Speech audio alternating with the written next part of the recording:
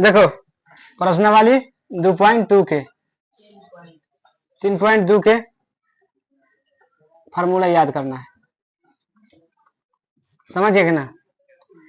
पहला रहेगा मान के चलिए A1 बटा A2, A1 बटा A2 अगर बराबर नहीं हुआ है B1 बटा B2 के, तो इसको होगा ग्राफीय रूप में। ग्राफ में की बात करेगा तो एक तरफ कुछ रहेगा ग्राफ रहेगा, अगर बाद एक तरफ बीज गणितीय रूप रहेगा, बीज गणितीय रूप।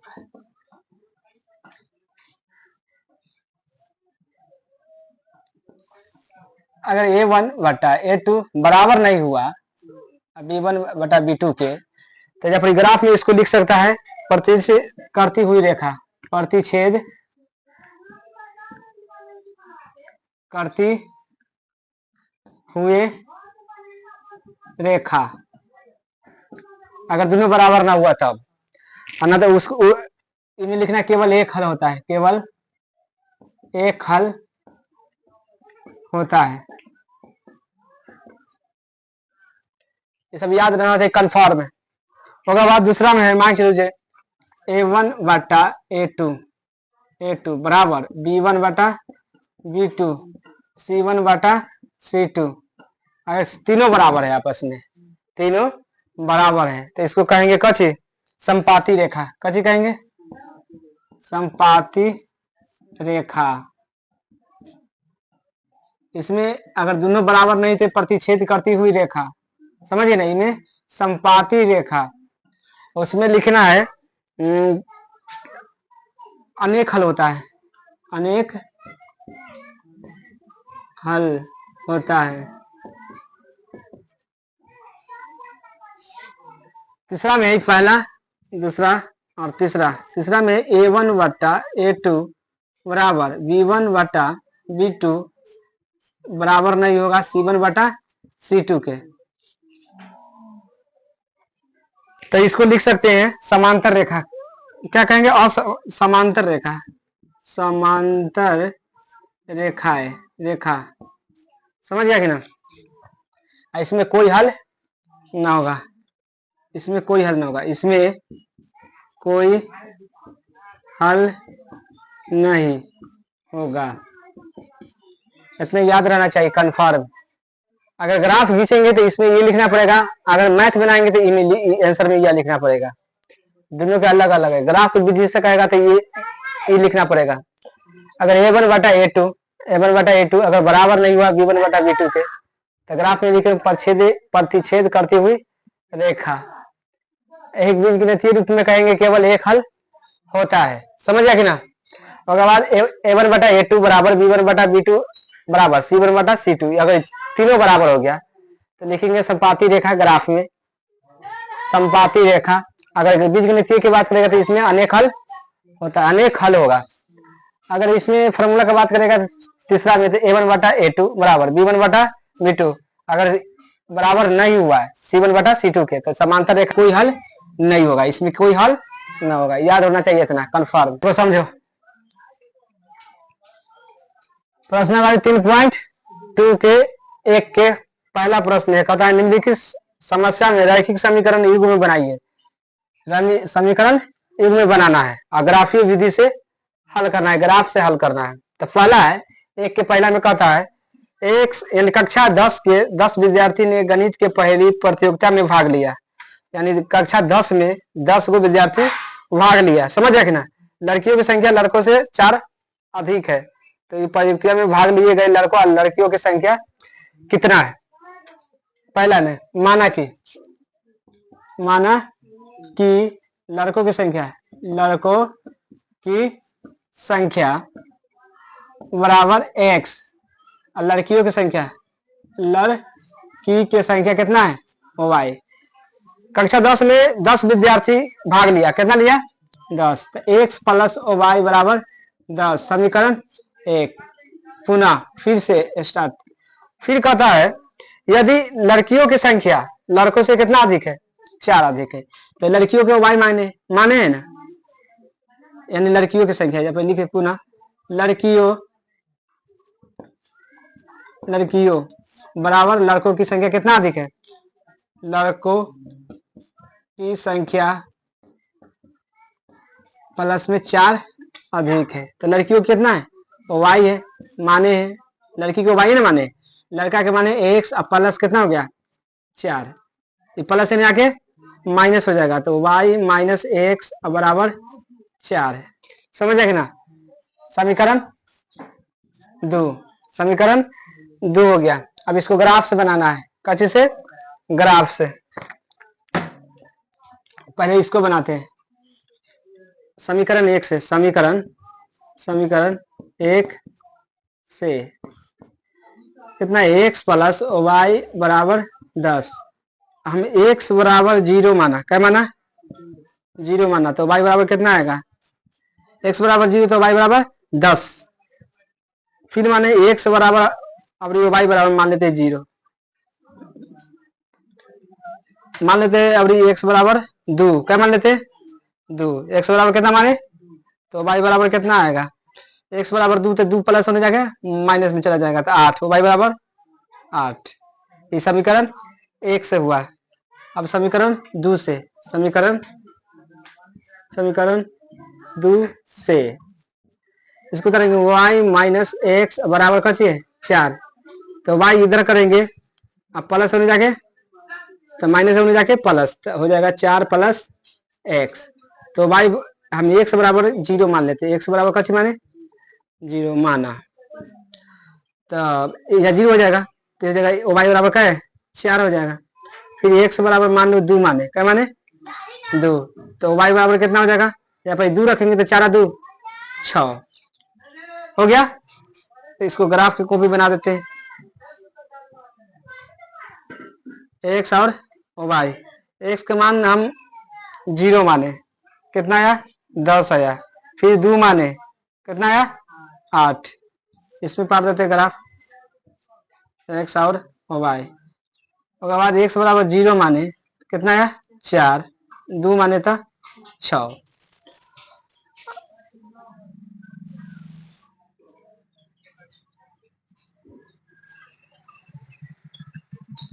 x होता है y डैश नहीं y x डैश और y डैश, मतलब प्लस किधर होता है? उठो, x में प्लस किधर होता है? प्लस इधर इधर इधर इधर करने होगा प्लस में। ग्राफ ने समझ आ रहा है, इसको हाँ पता है।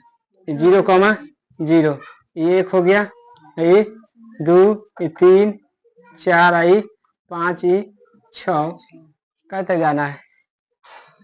कभी कभी 8 तक भी जाना है, 7 और 8, 1 2 3 4 आई 5 आई 6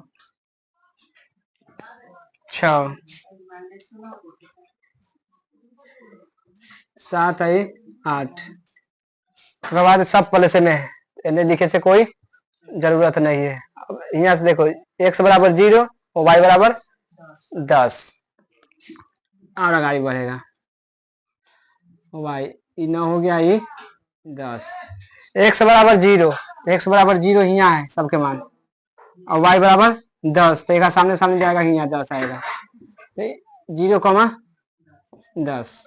उसके बाद है x बराबर 2, x बराबर 2 यहाँ है और y बराबर 8 है, एक सामने आएगा, आएगा कि ना?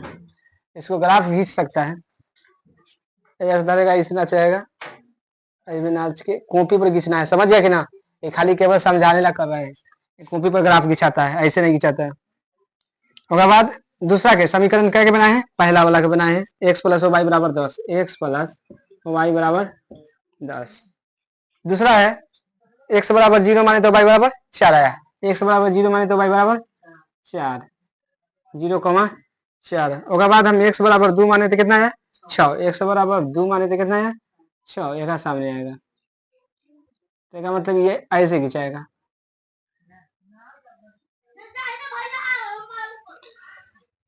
ये किसका है?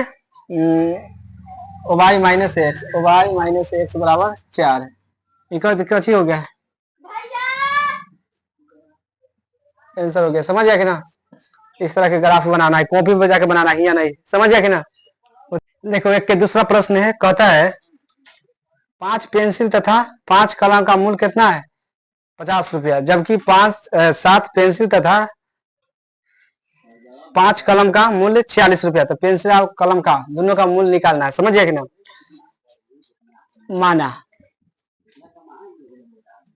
माना कि, समझ गया कि ना? पेंसिल बराबर x मान लेते हैं और कलम बराबर y। प्रश्नानुसार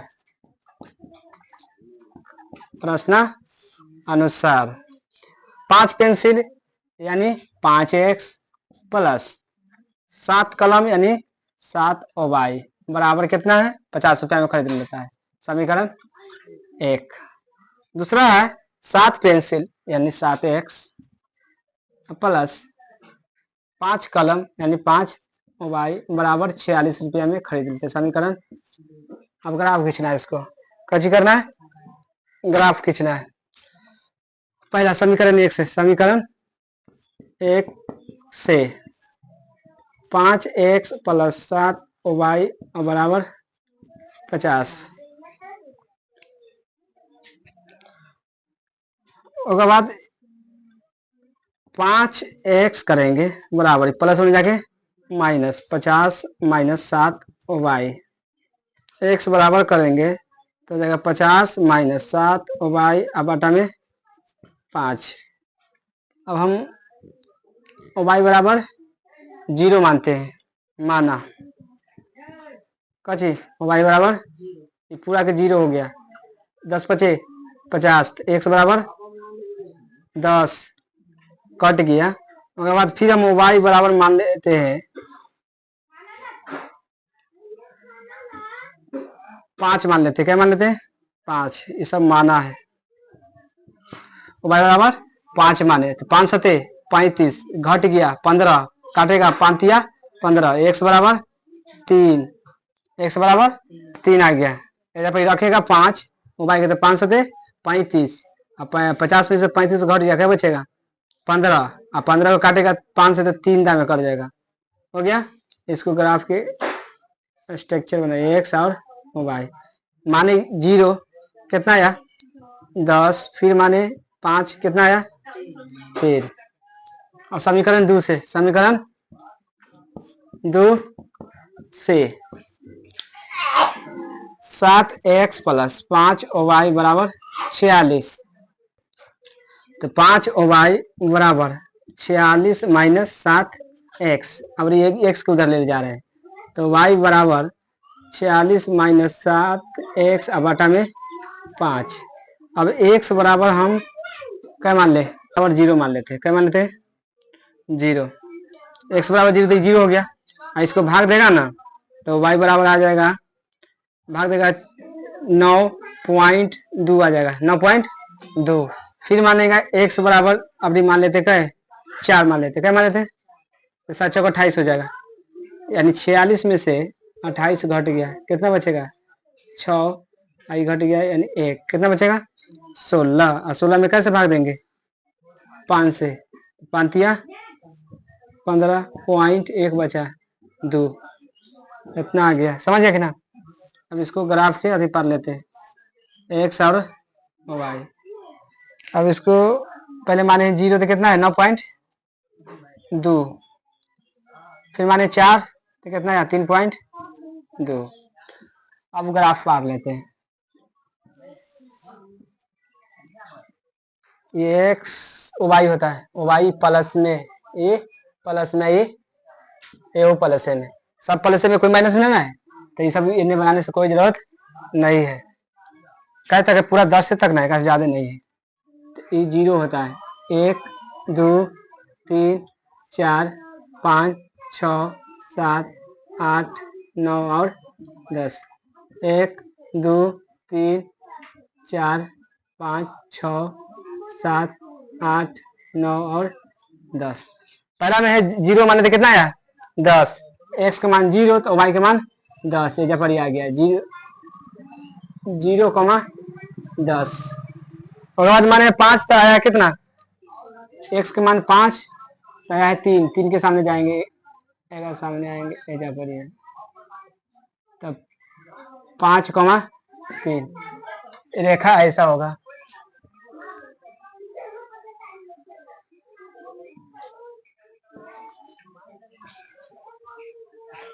इतना आ गया। समीकरण कौन है? एक है। 5x प्लस 7 y बराबर 50।